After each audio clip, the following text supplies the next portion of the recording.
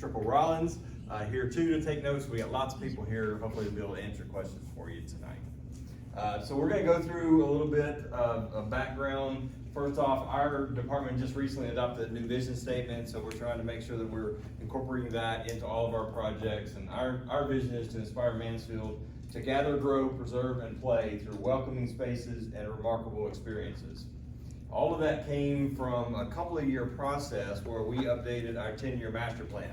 And there were 5 overarching goals that came out of that master plan: to increase access to quality parks and programs, develop, maintain, and innovate, improve health and wellness, preserve natural spaces, and cultivate community pride. This project we're going to talk about tonight with Rose Park, we believe checks every one of those boxes. We're really excited about this opportunity because not every site allows you to do all that, but we do think that Catherine Rose Memorial Park is going to enable us to do that. So tonight we're going to go through some project background, talk about the existing conditions and some constraints of the site. We're going to focus on playground improvements. That was the impetus for this project, but also want to talk about a draft concept of a redevelopment master plan and get your feedback on that and everything that we talked about tonight. Hopefully you got your dots on the way in. If you didn't, we got them on the back, and we'll explain what to use the different colors for here at the end. Okay, a little bit of history. The property, Catherine Rose Memorial Park site, was originally owned by Conway and Catherine Rose, who used it as their private weekend ranch. We do have seats up front, and everybody likes to migrate in the back, but we do have plenty of seats up front, so feel free to come on up. I will not bite, and I won't throw anything at you. Rose Park officially opened in June of 1996, so we're 26 years old now. It's the first park developed under the newly adopted half-cent sales tax that voters approved in 1992. The connection to town and McKnight Parks came in 2007. That connected along the Walnut Creek linear park system. And the playground that we're going to focus on tonight was last replaced in 2010. So the average life of a municipal playground is about 15 years. In the setting that we're talking about, where it's heavily used in a large community park and in the floodplain we'll talk about tonight, sometimes they won't quite make it 15 years. So we're getting close. By the time we replace it, we're going to be right on that timeline. The Rose Playground was identified in our most recently adopted 10-year master plan as the #1 priority in the southwest quadrant of the city. So council immediately tried to figure out what they could do and allocated $1.5 million to try to address that #1 priority in this quadrant.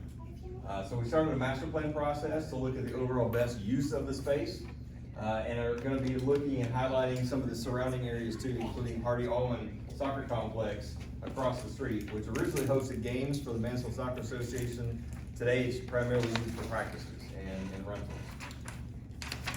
So the proposed project, the way it started was we wanted to replace the aging equipment in Rose Park. We wanted to make it a signature playground though, not your average small little playground that you find in a neighborhood park. We really wanted it to be special, something that was unique to Mansfield, that would really reinforce that family-oriented, the family focus. We've heard, especially through our master plan process, so many people talked about that they grew up going there, now their kids go there, or their grandkids now play at the park. So we want to reinforce that family favorite park experience, but make it uniquely Mansfield. Make sure it's designed for children of all abilities, and also we need some minor park improvements as well, and to review those site alternatives. So again, a project budget of $1.5 million. So let's look a little bit about the existing conditions just to make sure everyone is aware of everything. Again, the natural beauty, we hear this a lot. Probably everybody's favorite thing about the park is the large pecan trees. Nothing's going to change there. We're not going in to touch any trees, and we're going to reinforce that beauty, but that is definitely one of the remarkable features about the site. The pond in the back of the park, we hear a lot about that, and people like the turtles and the battle between the turtles and the fish and the ducks, and so everybody has their favorite, and sometimes they get along and sometimes they don't, but definitely a favorite amenity within the park on the backside.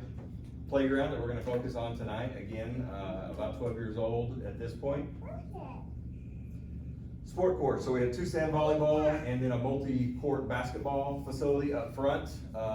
Is a lot of amenities kind of crowded into this park, and so sometimes there's some conflicting uses between the different users out there, and so that's one of the things we want to try to address here. We also know that we don't have enough basketball courts, we don't have enough sand volleyball courts, we don't have enough tennis courts in the city, so we're looking to see how we can solve some of those problems through this project as well.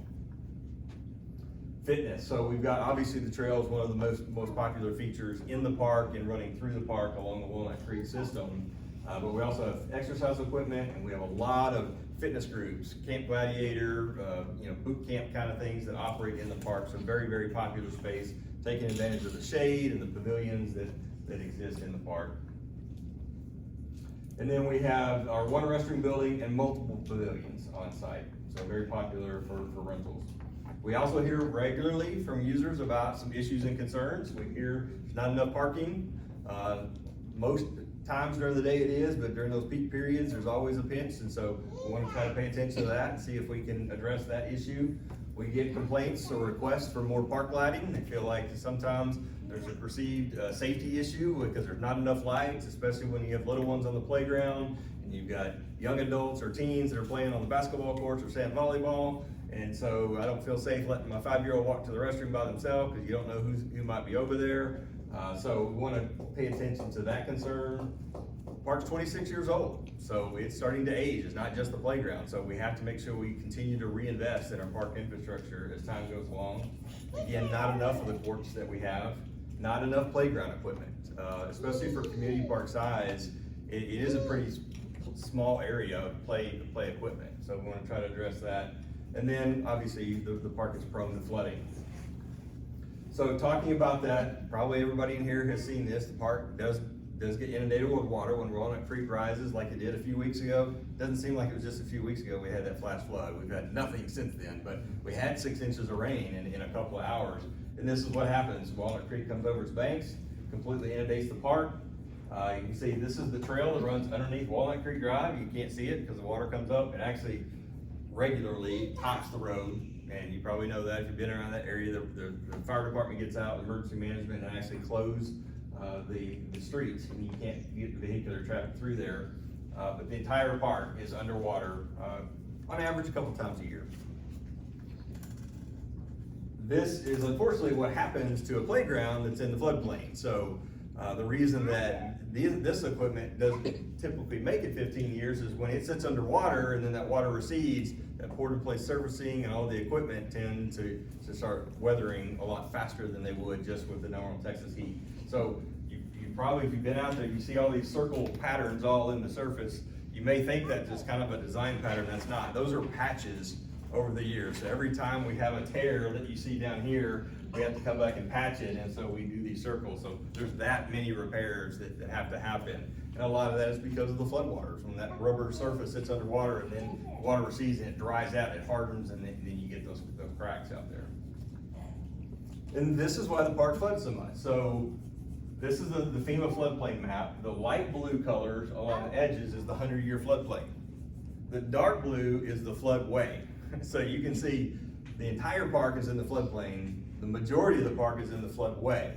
So what that means is in the floodway, we can't have any structures at all that impede the flow of water.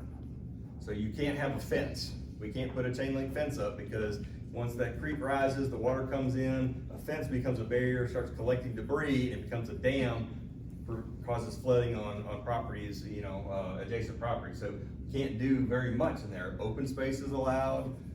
Structures that allow water to go through, so the open air pavilion, as long as the water can go through, wouldn't be allowed. But that's one of the biggest constraints and challenges that we have with the site.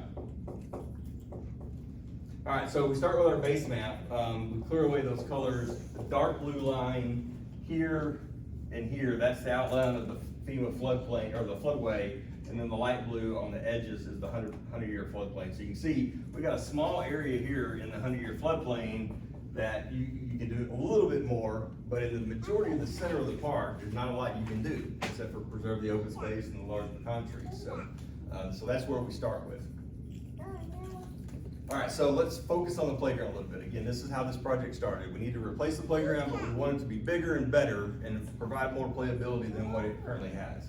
So a signature playground is something that has unique features, it has some custom interactive experiences, kind of that photo-friendly look to it. It's bigger in scale, offers more colors, multiple ages, interests, and uses. Has something special to evoke some community pride. So again, getting back to one of our goals and making this unique to Mansfield, make sure that Mansfield residents are proud of this.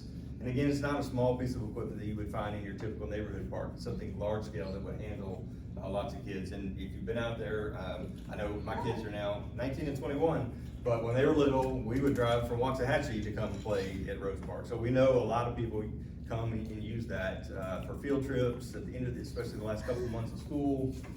And so these are some of the things that you would typically find in the signature playground. Some of the ones you might have visited in the area that would kind of fall in this classification at River Legacy Park on north side of Arlington. Playground, which I don't know if that one's on this picture. We've got several shots of that, which is located next to the Epic in Grand Central Park in Grand Prairie. Dream Park in Fort Worth. Now that's a $4.5 million playground, so we don't quite have the budget to do something like that. But we can have components like that, just on a little bit smaller scale. Or if you've been to Bicentennial Park in South Lake, they have kind of a custom theme. There's dragons and different features in there. So again, a signature, something different from your average playground. So then there's some theming opportunities. So these are some pictures on the right of the River Legacy Playground. There's been dinosaur remains found within River Legacy Parks, and so I actually worked in Arlington at the time, so we incorporated some dinosaur to kind of tie back to some of the history, but very nature themed. A lot of critters built into the features. There's bumblebees and spiders and things to kind of crawl on. And then on the left, another picture, so it's more of that natural feel to it. Another alternative is something that's more modern or artistic. So some features on the left, that's in the bottom as well, the playground in Grand Prairie, so a different kind of look and feel to it. You have something that's more whimsical or creative, imaginative, so the Dream Park there in Fort Worth on the left. Some other examples, a lot of bright colors and different kind of play structures. So different things that you can do. And then also a theme. So one of the things we're gonna ask your feedback tonight is, what would you like to see? Is there a theme that makes sense that you would like to propose? Again, you have more of the trees and the natural here. You have something that's more pirate ship themed or farm themed. So if you have some ideas, we've got a few options here, but also if you have another idea, we'd like to hear about that tonight.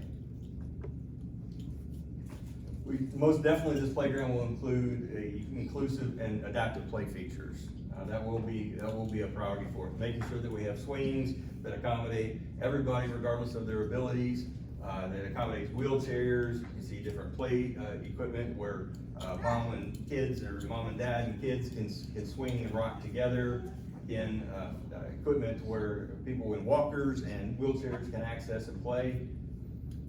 Some other examples of some merry-go-round that actually accommodates wheelchairs. It's a roller table, very, very popular. So you get off your device and you actually use the bars to actually roll through. So there's lots of different play equipment and sensory type of equipment that you find in today's playgrounds. And so those are some of the things we want to focus on and make sure that we're including in this new playground.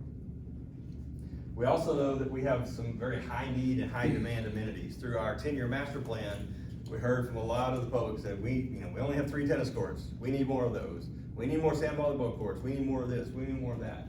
And so that kind of culminated in that plan. We also went through last year in 2021 a feasibility study looking at our indoor spaces at the Mansfield Activity Center and our public library. Anytime we ask for feedback, even if we say, hey, we want to talk about pools, we always get feedback on everything. So I don't know if anybody's here with our tennis association motto, but they're very good that on every survey, regardless of whatever it is, they say we need more tennis courts. It's like, okay, we're only talking about indoor rec. It's kind of like people when they throw the thing out about HEB, whenever you see soccer chair. It's kind of the same thing. You ask for the opinion, even if they're not looking for it, they throw it out there. So we got a lot of feedback from that. Even though we were talking about indoor spaces, we got a lot of outdoor. We want more trails. We need more pools, those kind of things. So all of that is documented and has been part of our feedback process. But for this particular project, we launched our online survey a couple weeks ago. It'll be open and through next Monday. Obviously tonight is the first of what we hope to be 2 or 3 public meetings this summer to gather feedback and input. We've had a weekly series of outreach events we call pop-up events on Fridays at various parks. About a third of them have been at Rose Park. One of those was June 24th, and then we've got another one tomorrow. Where's tomorrow? Chandler. Oh, pickleball team tomorrow. So, and other city departments partnering with us as well throughout that. So we'll use that opportunity and the kind of cartoon maps of the park, using kids to kind of play and design at those events and give us some feedback. And then we'll have some other planned activities as we head into the next phase this summer.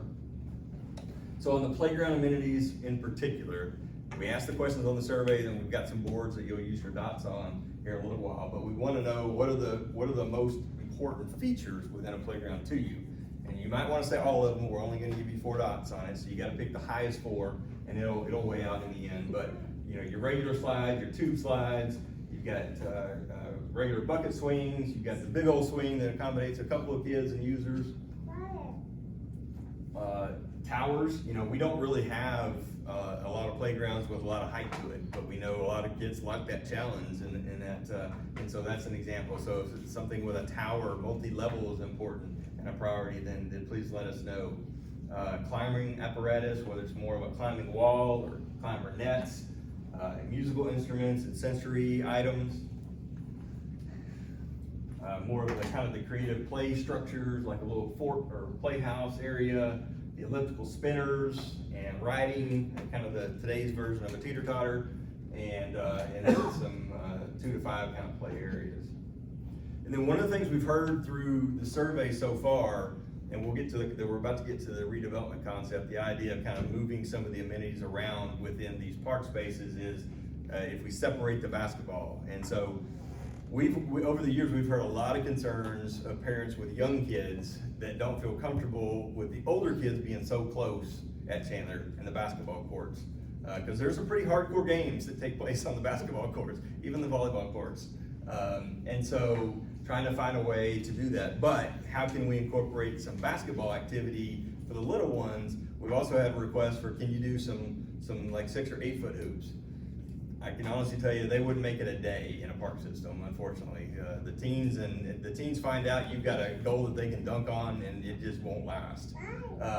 But if the intent of that is for little ones to be able to play basketball, there are some features like this. Several manufacturers that provide these game hoops that, in fact, this is the landscape structure, these are separate structures. They just have installed 4 different ones at different heights, and so it gives you the opportunity to play basketball and shoot hoops with your family. And so we might be able to incorporate something like that into the playground area and not a separate basketball court. We're still gonna have basketball courts, we're just talking about kind of moving things around. And so this would be maybe an option to kind of replace some of that for the little ones that still are wanting to play near the playground. And then courts. Again, we have the basketball court there on the top left with multiple goals. We have 2 sand volleyball courts, but we know we need more of those. Tennis in the bottom left, we just have 3 courts at Chandler Park. We know we need more of those throughout the park system. And pickleball. We have the ability to play pickleball inside at the Mansfield Activity Center on 4 courts. We don't have any outdoor courts, and it's still the fastest growing trend in parks and recreation industry. And so we need to incorporate those. So trying to consider increasing the number of courts in our park system through this project. And then splash pads. We have 1 at Chandler Park, we have 2 that just broke ground and will be open in 2023 at Gertie Barrett Park in the northwest side of the city and McLennan Park West in the southwest quadrant. And so we've heard a lot of requests for adding this component to the family favorite Rose Park, and it might be a little grander scale than what you find at Chandler Park. So you see a much bigger plaza and even possibly some structures down here in the bottom left. Doesn't require lifeguards. They don't empty into a pool of water where there's any kind of a concern about getting underwater, but still a slide feature with water on it. So those would be some components that could potentially happen in a future phase with the splash pads. So trying to consider those requests. Okay, so we have a draft concept. We want to walk through this, and we'd like to get your feedback tonight on how to redevelop this park.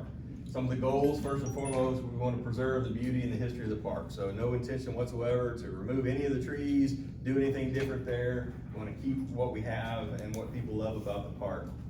But as we started, we want to create this unique signature playground that's inclusive and adaptive. We want to try to see if we can add some of those high demand park amenities like splash pad and courts if possible. We want to try to maximize the layout again with those challenges around the floodplain and floodway. How can we move amenities around and maximize that space, expand some of the parking and some of those other concerns that we know our park users have. and then through this, develop an overall master plan so that we can implement this first phase for the playground, and then possibly some of these other amenities through future phases. So we start off, we're broadening our scope. So you got Rose Park in the middle, which is about 31 acres. Hardy Almond Soccer Complex of about 9 acres on the east side of Walnut Creek Drive. And then the city last year purchased the 10 acres. Again, it's all floodplain. So there's only so much you can do with it, but parks are a great use for floodplain. And so we have this 10 acres that kind of connects Rose Park and Town Park now at the end of Smith Street. So in total, it's about 51 acres. So we want to look at all of it, see how can we spread all these amenities out and possibly add more. So we start with our base map that we showed earlier with our lines for our floodplain and floodway. And so the first idea is to take advantage of that new open space that we have and move our soccer fields to that area. It's a little bit bigger space. We have 9 acres, this is 10. So we think, and doesn't have a road that bisects it, so we feel like we can accommodate even more soccer practices on that area than what we currently do at Hardy Almond. If we're able to do that, then we'd like to repurpose the space at Hardy Almond by moving the sand volleyball and the basketball onto that side of the street, and also increase the number of courts because we have a bigger area. So we get more basketball and more sand volleyball through that. We also have enough space that we'd like to incorporate tennis and pickleball courts in that area as well. So again, trying to check off some of those boxes for those amenities that we don't have in our park system. And then on the other side of Hardy Almond, on the north side of Magnolia, we'd like to take this space and kind of dedicate it to fitness. We talked about all the people that walk in the park, all the boot camps and fitness groups, and the exercise equipment. So we'd like to use that space and kind of dedicate it to a fitness area within the park. Then we'd like to reconfigure the roadway and parking. And so pull this back, take advantage of some of this space that's kind of dead, but it is buildable. And so move the parking and expand. So we get more parking, check off another one of those boxes. We hear about people not being able to park because the park fills up. So be able to take advantage of that, as well as add some parking on this side and parking to satisfy the new practice fields that we would be building. So with this concept, the playground would move from its current footprint here down a little bit further. Again, a bigger footprint, allow for a much larger playground and equipment than what we have today. It would allow space if we wanted to add a splash pad in the future that would kind of join with that. And then eventually, our restroom building is going to need to be rebuilt and replaced as well. So we would handle that, as well as probably add restrooms and pavilion on this side of the park to satisfy these amenities, and renovate or expand upon the pavilions, the 5 pavilions that we have within Rose Park as needed. We know those are very popular amenities. So the overall concept adds all of those features, all those pieces in there. Really the only thing on this north side, we do own this property on the north side of the creek. It's so close to residences and we don't have direct access. So the only thing we would plan is to probably add a trailhead with a trail connection so the residents on the north side could easily access the trail system and the park. But at this point, we don't have anything proposed amenity-wise, because it would be still pretty disjointed from the main park because of the creek here. So we'd have access along Walnut Creek Drive. They're gonna be replacing this bridge here in the next couple of years, so we'll work with them on that connection. But we would like to add a looped access point on trail as we go forward. Okay, so timeline, it is hot as you can imagine out there, but snow is coming. Somewhere in this project, snow will come. That's gonna happen again. So we're working on the conceptual master plan right now. We expect that to last probably till September. The online survey, obviously, launched a couple weeks ago, will end next week. First public meeting tonight. We do anticipate to have a couple more this summer. We'll take the feedback from tonight. We'll work with our design team with Park Hill and make some revisions and incorporate any other features that we obtained from tonight in the survey. I anticipate that the plan will be adopted by our park board, our Half-Cent Sales Tax Corporation, and City Council somewhere around October after we get all this refined. And at that point, we move into the phase 1 construction document. So again, the funding we have available is for the playground and some minor park improvements. A lot of the other things that we've talked about tonight are ideas for future phases, but we want to know is this is what the public wants, and then we would build that into our master plan for incorporation. Our bidding and contract award follows that, and so construction is about 9 months for a playground of this size and some of the infrastructure that would be needed. So that's kind of the estimated timeline for a project of this scale. So tonight, obviously we're gonna be here for Q&A for you. We're gonna let you break out, look at the boards. So you've got dots, the 4 red dots are for the playground amenities. So there's different types of amenities, slides, swings, whatever. You can place your dots on any of those 4 to help us prioritize what are the most important ones. The blue dot is for the themes. And so we've got a few, I think 4 different themes. So of one of those, which would be your dot? You can also, we have post-it notes. So if you want to make notes and have a different idea, write it on the post-it note and just stick it on the board, and we'll incorporate that feedback as well. So 3 main things that we want to get from that: the amenities within the playground, the themes, and then we'd like to get your thoughts on this redevelopment plan that we talked about and shifting the amenities around, taking advantage of the high and dry area on the east side of Walnut Creek Drive to move the courts over there and free up some more space for expanded parking and a bigger playground within the Rose Park footprint. And then our online survey, again, it's open until July 11th. You can go to mansfieldparks.com, click on the link there for the Rose Park survey and get our feedback. I think we've had 350 or so the last time I saw, so far in the first couple of weeks. And with that, this has been videoed, so we're gonna put this on our website. We'll put the presentation on the website so you can access that. But James Fish, the project manager, with his phone number and email on here, if you have any follow-up questions or throughout this process, I'd like to hear from you, so.